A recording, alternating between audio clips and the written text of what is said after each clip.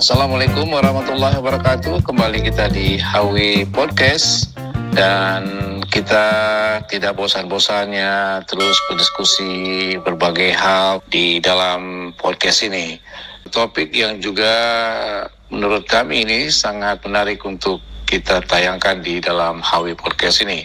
Dunia ini sepertinya berada di persimpangan jalan. Populasi global ini juga terus semakin bertambah dan terus bertambah. Kemudian di sisi lain, permintaan akan pangan juga semakin meningkat dari hari ke hari. Hal ini tentu saja bisa membebani sumber daya dan praktek pertanian, khususnya kalau kita bicara secara umum di Indonesia, ya. Nah, untuk mengatasi tentang hal ini, tentu pastinya ada pendekatan-pendekatan yang tersendiri. Sebut saja pendekatan yang inovatif, ya. Kemudian juga tentu yang berkelanjutan atau yang orang sering sebut dengan sustainable. Untuk itu kami telah hadirkan di dalam podcast ini yang saya pikir ini juga cukup sesuai dengan latar belakang dari narasumber kita. Ada Gebrina Maghfirah dengan latar belakang, ya, ada S1-nya ini di IPB untuk khususnya di bidang proteksi tanaman, dan juga melanjutkan kembali S2 beliau untuk ilmu pengelolaan sumber daya alam dan lingkungan juga di IPB. Beberapa waktu yang lalu, ya, banyak sekali disinggung tentang apa yang disebut dengan sistem agri-food. Nah, ini menarik kalau kita lihat dari berbagai aspek. Kita ingin mendengar lebih sedikit detail tentang agri-food ini. Sebenarnya seperti apa dan manfaatnya buat apa sih sebenarnya kalau ketika kita bicara tentang agri-food ini? Sistem agri-food ini tuh sebenarnya lebih dikenal dengan sistem pertanian yang komprehensif, baik itu dari segi kualitas pangan yang disediakan, kemudian dengan harga yang terjangkau, terus juga kesejahteraan petani terjaga, sampai pertanian ini dapat dikelola secara berkelanjutan. Maka semua pihak sebenarnya sejahtera, gitu ya. Baik itu produsen, dari satu sisi ini adalah petani, distributor juga, dan juga konsumen yang kita sering konsumsi, ya, kita yang selalu konsumsi. Nah, apa saja sih yang perlu sebenarnya diketahui? Yang pertama adalah tentang keberlanjutan ekologis. Nah, ekologis ini lebih dikenal dari sistem hulu, ya, dari hulu, bagaimana kita menanam dengan baik, penggunaan air dengan efisien, terus juga mengelola dengan konsep-konsep yang ramah lingkungan.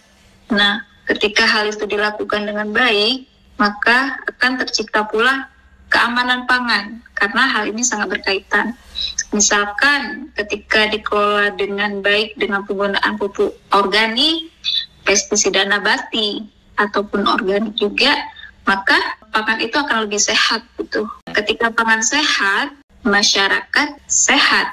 Nah, selama ini yang kita ketahui kondisi di Indonesia, terutama saya di saat tesis melakukan riset terkait bawang dan cabai, itu adalah salah satu komoditas yang paling banyak digunakan pestisida sintetik. Efeknya bagaimana? Efeknya itu ternyata si pestisida ini mampu menembus sampai dalam permukaan si buah atau sayuran itu sendiri, gitu. Nah, ketika itu terjadi, maka akan meninggalkan bekas-bekas di dalam tubuh. Nah, lama-kelamaan dia akan mengendap dan terjadilah kanker. Tanpa kita sadari dengan sadar-sadarnya, ya, ternyata efeknya itu jangka panjang, gitu. Kita bicara tentang agri-food ini, tadi seperti yang Anda singgung, ya, ada pemakaian pestisida dan tentu ini mempunyai dampak buruk ke depan, ya, seperti kanker. Nah, kita juga ada yang pertanian yang memang mereka tidak menggunakan alat-alat atau bahan-bahan kimia untuk pertanian mereka. Jika kita kaitkan dengan sistem agri-food ini, kalau ada petani yang organik, termasuk ke dalam sistem agri-food ini saya lihat sangat perfect. Karena ini yang diinginkan sebenarnya, pertanian yang organik, dan organik itu berkelanjutan. Nah, ketika berkelanjutan artinya ekosistem yang berada di sekitar wilayah yang dikelola itu masih dalam kategori aman. Impact-nya sangat luas, keanekaragaman hayatinya terjaga, konsumen juga terjaga juga dengan produk yang sehat. Untuk sekarang saya rasa sangat sedikit ya petani yang murni organik, Bang.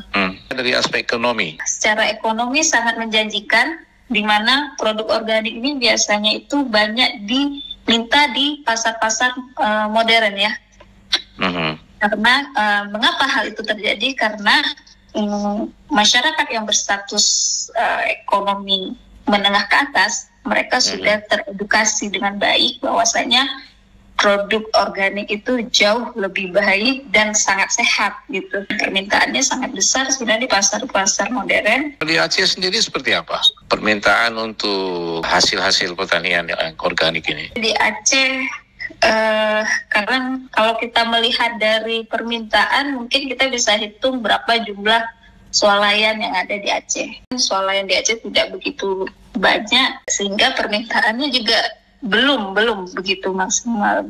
Ya, kita bicara mungkin tentang bagaimana kita meningkatkan ketahanan pertanian ya. Kalau kita hubungkan dengan perubahan iklim saat ini, seperti apa Anda melihat ini? Sekarang ini juga orang terus-terusan bicara tentang perubahan isu-isu perubahan iklim ini. Jika kita kaitkan dengan ketahanan pertanian.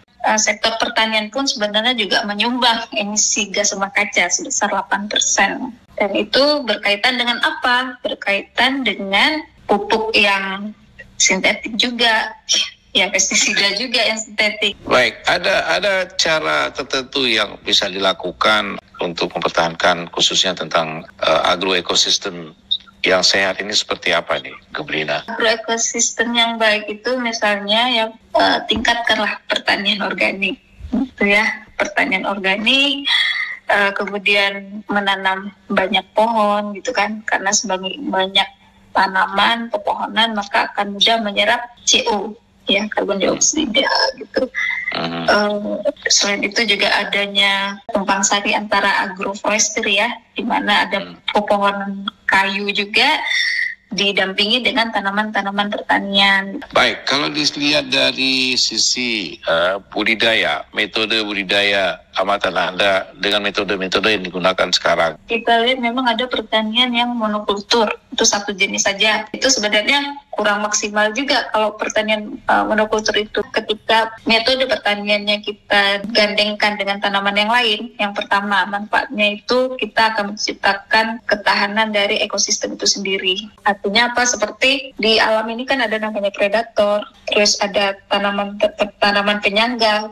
Tanaman penyangga itu seperti dia akan mengeluarkan aroma-aroma tertentu untuk mengusir si hama sebenarnya. Semakin banyak kombinasi yang sesuai, maka akan lebih baik. Metode-metode itu sebenarnya yang perlu diketahui oleh petani. Jika tanamannya monokultur ya kan, selama ini kita banyak melihat seperti itu, maka kurang mengundang ya organisme yang lain gitu yang dapat melindungi si tanaman itu. Ya, biasanya ini dilakukan pada tanaman yang jenis-jenis yang seperti apa saja ini? Kayak cabai, di sekelilingnya tuh bisa kita tanam si serai, kan dia mengeluarkan aroma ya. Nah, sebenarnya ada manfaatnya tuh aromanya tuh untuk mengusir si hama, sehingga penggunaan si pestisida itu bisa menurun kalau bisa dihindari. Bagaimana Gebrina melihat peluang penerapan pertanian yang cerdas? Nah, pertaniannya maksudnya kayaknya terlambat gitu ya. Sangat jauh mungkin dibandingkan negara lain, mungkin tertinggal 50 tahun gitu. Sayang sekali. Padahal kita ini di sini sudah ada ahli-ahli robotik. Nah, kalau saya melihat ini memang harganya ini sangat tidak murah sebenarnya. Tapi jika kita bisa berkumpul membuat sebuah komunitas pertanian yang baik, maka hal ini bisa tercapai.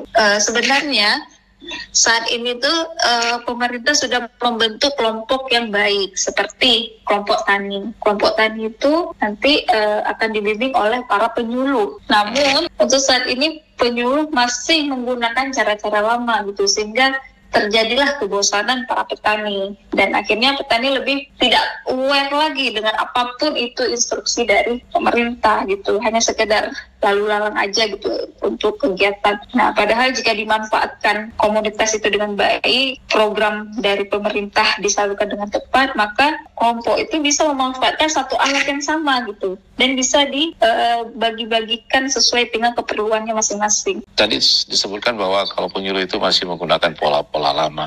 Apa yang mendorong mereka atau menyebabkan mereka masih menggunakan pola-pola lama, sementara kalau kita lihat tantangan di pertanian sekarang? Saya melihat tingkat kepercayaan petani kepada penyuluh itu sangat minim. Memang dilema ini udah lama menjadi masalah besar pertanian. Banyaknya penyuluh itu hanya sekedar teori, ketika dipraktekkan banyak yang tidak sesuai. Dan hal ini kan ibaratnya kesalahan berulang-ulang sudah membekas di petani, akhirnya petani sudah tidak percaya lagi apapun yang disampaikan. Tuh bukti yang konkret saat ini. Ketika itu benar dan bisa diujikan, ya, bisa dilakukan, pasti, saya yakin 100% petani pasti mau. Karena itu kan berkaitan dengan ekonominya juga. Gebrina, kita melihat agri-food di Belanda. Kita tahu ya, baik secara dunia, dalam dunia teknologi pangan dan pertanian. Jika dibandingkan dengan kita, Belanda memang terkenal ya dengan sistem pertanian yang baik. Berbicara pertanian juga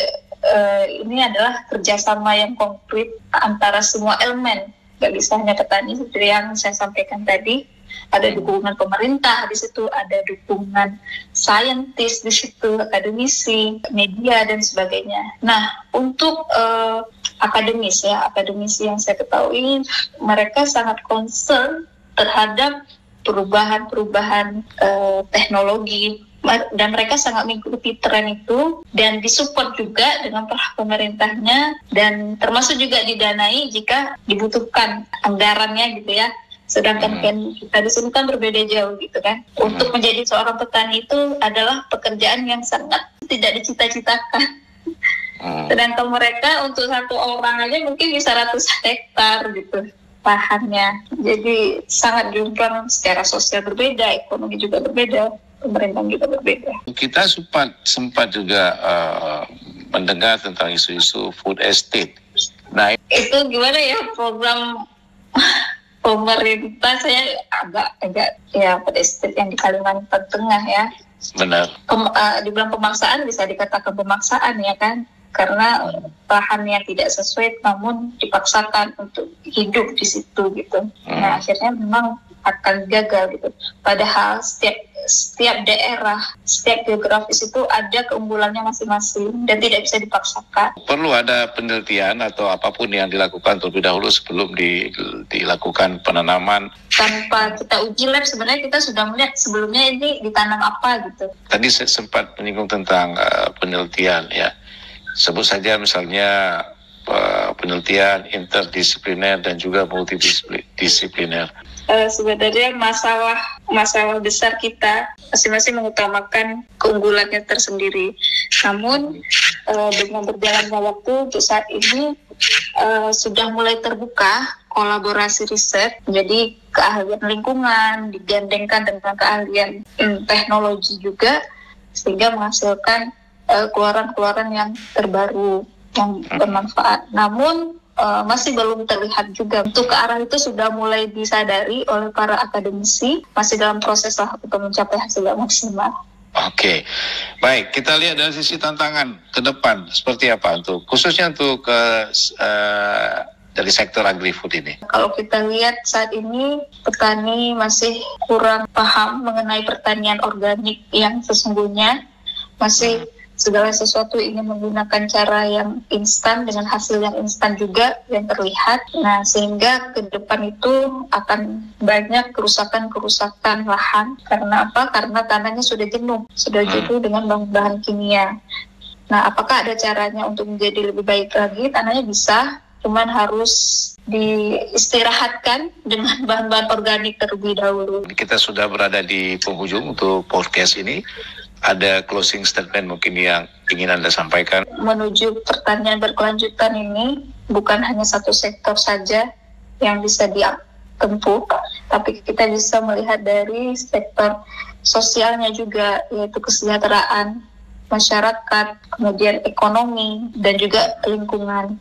Nah, di mana ketika 3 hal ini bisa dikuasai dengan baik, dengan maksimal, maka insya Allah pertanian ini akan berlanjut dengan baik dan menciptakan masyarakat yang sehat pula dengan ekonomi yang stabil. Jadi kalau kita hanya fokus dalam hal mungkin salah satunya saja, maka untuk kata keberlanjutan itu akan sangat sulit. Baik, iya. Terima kasih Gebrina Maghfirah sudah bersama di Hawi Podcast. Dan tentu ini kami sangat mengapresiasi. Mudah-mudahan ini menjadi pencerahan juga bagi siapapun itu yang sudah mendengarkan podcast kita di saat ini. Sekali lagi terima kasih banyak. Sukses buat Anda. Dengan demikian saya mohon pamit. Assalamualaikum warahmatullahi wabarakatuh.